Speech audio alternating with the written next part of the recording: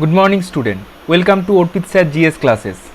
আজ তোমাদের যে ইম্পর্টেন্ট কোশ্চেনের যে সেটগুলো যে তৈরি হচ্ছিল তার আজকে সেকেন্ড সেট তৈরি হবে। আর এই কোশ্চেনগুলো থেকে তোমরা ভিডিওটা সম্পূর্ণ পর্যন্ত দেখবে অনেক সারপ্রাইজিং কোশ্চেন আছে, যেই কোশ্চেনগুলো তোমাদের পরীক্ষার সময় 100% আসবেই আসবে। তাহলে চলো বেশি কথা না বাড়িয়ে শুরু করা যাক। আজকের ফার্স্ট কোশ্চেন, মানব দেহের ক্রেনিয়াল নার্ভের সংখ্যা কটা? মানব দেহে ক্রেনিয়াল নার্ভের সংখ্যা 12 জোড়া, 12 পেয়ার। ঠিক আছে, সেটা হলো ক্রেনিয়াল নার্ভের সংখ্যা মানব দেহের। মানব দেহের মস্তিষ্কে তাপমাত্রা নিয়ন্ত্রণ করে কে? মানব দেহের মস্তিষ্কের মানে মাথার তাপমাত্রা নিয়ন্ত্রণ করে কে? না হাইপোথ্যালামাস গ্ল্যান্ড। Hypothalamus gland.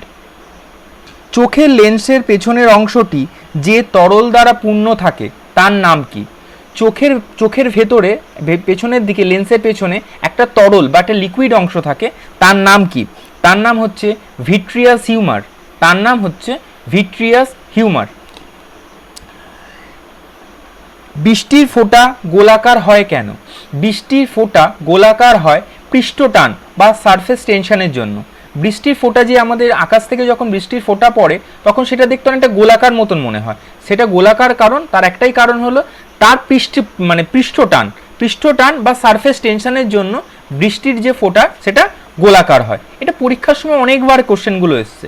চলো দেখো, আস্তে আস্তে ভিডিওটা দেখতে থাকো। দেখো অনেক এরকম কোশ্চেন আছে যে কোশ্চেনগুলো প্রচুর পরিমাণে পরীক্ষার সময় রিপিটেশন হয় এবং আগেও হয়েছে, এবারও হতে থাকবে। চলো, পেরিস্কোপের কার্যপ্রণালী নীতিটি হলো প্রতিফলন ও প্রতিসরণকে অনুসরণ করে কি তৈরি করা হয়? না পেরিস্কোপটা তৈরি করা হয়। ওকে, বায়ুমণ্ডলের শব্দ তরঙ্গ হলো অনুদৈর্ঘ্য তরঙ্গ। বায়ুমণ্ডলের শব্দ তরঙ্গ হলো অনুদৈর্ঘ্য তরঙ্গ। ভারতীয় উপরাষ্ট্রপতি হিসাবে নির্বাচিত হতে গেলে ভারতীয় নাগরিকের ন্যূনতম বয়স কত হওয়া দরকার? ভারতীয় উপরাষ্ট্রপতি হতে গেলে তার ন্যূনতম বয়স কত হওয়া দরকার? না 35 ইয়ার্স। 35 বছর যদি তার বয়স হয় তাহলে সে ভারতীয় উপরাষ্ট্রপতি পদের জন্য নিযুক্ত হতে পারেন। ভারতীয় সংবিধানের কোন অনুচ্ছেদে traffic in human being and বেগারের ওপর প্রতিবন্ধ লাগানো হয়েছে? ট্রাফিক অ্যান্ড হিউম্যান বিং এবং বেগারের ওপরে কি অনুবন্ধ, মানে তোমার কি বলে ওটাকে, হস্তক্ষেপ করা হয়েছে যে এগুলো করা যাবে না। কত না আর্টিকেল 23-তে। আর্টিকেল 23 অনুযায়ী আমাদের ভারতীয় সংবিধান অনুসারে traffic in human being and বেগারের ওপরে প্রতিবন্ধ লাগানো হয়েছে। ভারতীয় সংবিধানের কোন অনুচ্ছেদে নারী পুরুষ উভয়ের ক্ষেত্রে সমান কাজের জন্য সমান বেতনের কথা বলা হয়েছে? যে নারী পুরুষ আজকে কাজ করছে বিভিন্ন জায়গায়, পুরুষের সমান নারীরাও ওই যে এগিয়ে চলেছে, কিন্তু তাদের যে মজুরি, তাদের যে স্যালারি, তাদের যে পার ডে ওয়েজ দুটো তো সমান হতে হবে বা সমান। সেটা কোন আর্টিকেলে বলা হয়েছে যে একজন পুরুষ যে পরিমাণে স্যালারি পাবে একজন মহিলা ঠিক সেই কাজের জন্য একই রকম পারিশ্রমিক পাবে? সেটা কোন আর্টিকেলে বলা হয়েছে? না সেটা নির্দেশাত্মক নীতিতে এইটা বলা হয়েছে যে কোনো একটা কাজের জন্য পারিশ্রমিক হিসাবে একজন মেল ক্যান্ডিডেট ঠিক যা পাবে একজন ফিমেল ক্যান্ডিডেট ঠিক তাই পাবে। সেটা কোথায় বলা হয়েছে? না সংবিধানে নির্দেশাত্মক নীতিতে বলা হয়েছে। ভারতীয় সংবিধানের কোন অনুচ্ছেদে মৌলিক অধিকারকে বলবৎ করতে সুপ্রিম কোর্টে যাওয়ার অধিকারে নিশ্চিত দেয়? কি বলেছে? যে না তোমার নিজের মৌলিক অধিকার রক্ষা করার জন্য তুমি কোথায় যেতে পারো? না কোথায় যেতে পারি সেটা হচ্ছে সুপ্রিম কোর্টে যাওয়ার পারমিশন আমরা পাচ্ছি আমাদের নিজেদের মৌলিক অধিকার রক্ষা করার জন্য। কোথায় বলা হয়েছে? না আর্টিকেল 32-তে। আর্টিকেল 32-তে বলা হয়েছে যে তুমি তোমার নিজের মৌলিক অধিকার রক্ষা করার জন্য তুমি সুপ্রিম কোর্টের কাছে যেতে পারো। অমর্ত্য সেন অর্থনীতিতে কবে নোবেল পুরস্কার পায়? এই কোশ্চেনটা প্রচুরবার এসছে। অমর্ত্য সেন নোবেল পুরস্কার তো পায় আমরা জানি ইকোনমিক্সে, অর্থনীতিতে। সেটা কত সালে পায়? না 1998-এ। ওকে, তারপরে সৌরজগতের ক্ষুদ্রতম গ্রহ কোনটা? মানে সৌরজগতে যে আমাদের 9টা গ্রহ আছে, এখন 8টা রয়েছে কারণ প্লুটোকে প্রায় অবলুপ্ত বলা যায়।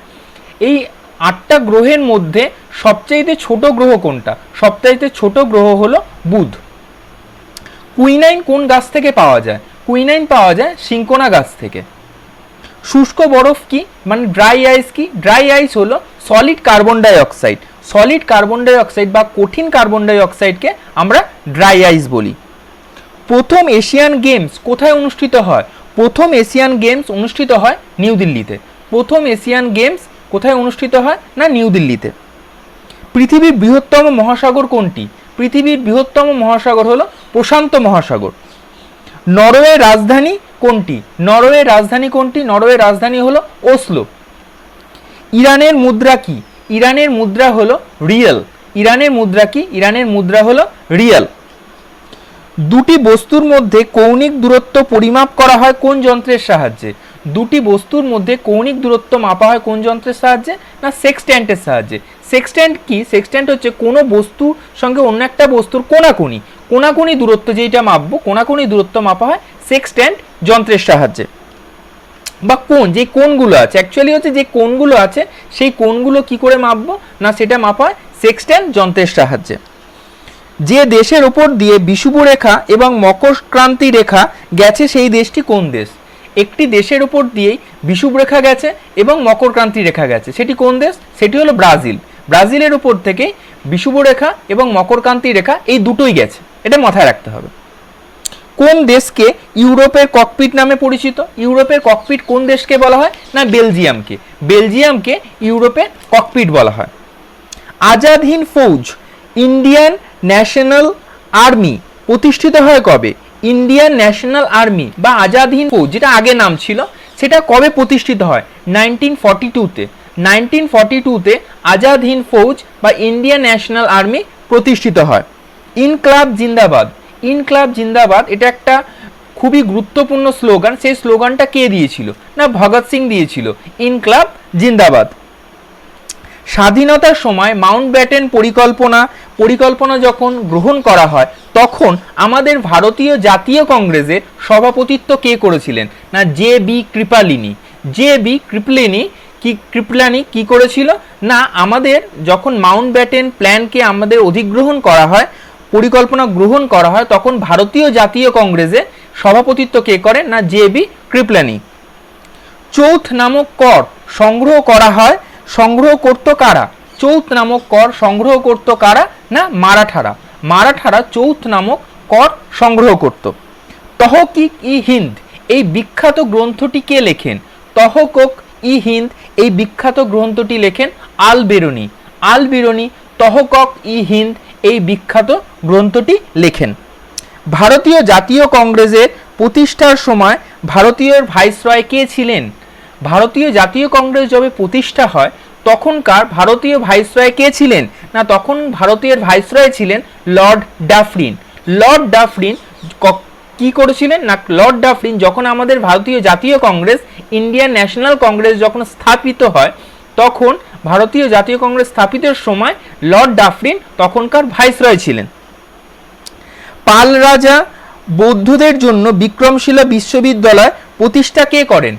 কোন পাল রাজা বিক্রমশিলা বিশ্ববিদ্যালয় প্রতিষ্ঠা করেন? এই কোশ্চেনটা প্রচুরবার এসছে, এই কোশ্চেনটা আবারও আসবে। দেখা হলো 2021 বা 22-তে ফার্স্টের দিকে যে পরীক্ষাগুলো হবে তাতে এই কোশ্চেনটা আসতে পারে যে বিক্রমশিলা বিশ্ববিদ্যালয় কোন পাল রাজা প্রতিষ্ঠা করেন? তিনি হলেন ধর্মপাল। আলিগড় মুসলিম ইউনিভার্সিটি কে প্রতিষ্ঠা করেন? আলিগড় মুসলিম ইউনিভার্সিটি প্রতিষ্ঠা করেন সৈয়দ আহমেদ খান। সৈয়দ আহমেদ খান আলিগড় মুসলিম ইউনিভার্সিটি প্রস্তুত করেন, মানে স্টাবলিশড করেন। সাবসিডিয়ারি অ্যালায়েন্সের সঙ্গে কোন গভর্নর জেনারেল যুক্ত আছেন? সাবসিডিয়ারি অ্যালায়েন্সের সঙ্গে কোন গভর্নর জেনারেল যুক্ত আছেন? Lord Wellesley. Lord Wellesley subsidiary অ্যালায়েন্সের সঙ্গে যুক্ত আছেন। সার্ভেন্ট অফ ইন্ডিয়ান সোসাইটি প্রতিষ্ঠাতা কে করেছিলেন? সার্ভেন্ট অফ ইন্ডিয়ান সোসাইটি প্রতিষ্ঠাতা কে করেছিলেন? সার্ভেন্ট অফ ইন্ডিয়ান সোসাইটির প্রতিষ্ঠাতা করেছিলেন গোপাল কৃষ্ণ গোখলে। গোপাল কৃষ্ণ গোখলে। শেষ মৌর্য সম্রাট কে? শেষ মৌর্য সম্রাট কে? শেষ মৌর্য সম্রাট হলেন তোমার বৃহদ্রথ। শেষ মৌর্য সম্রাট কে? শেষ মৌর্য সম্রাট হলেন বৃহদ্রথ।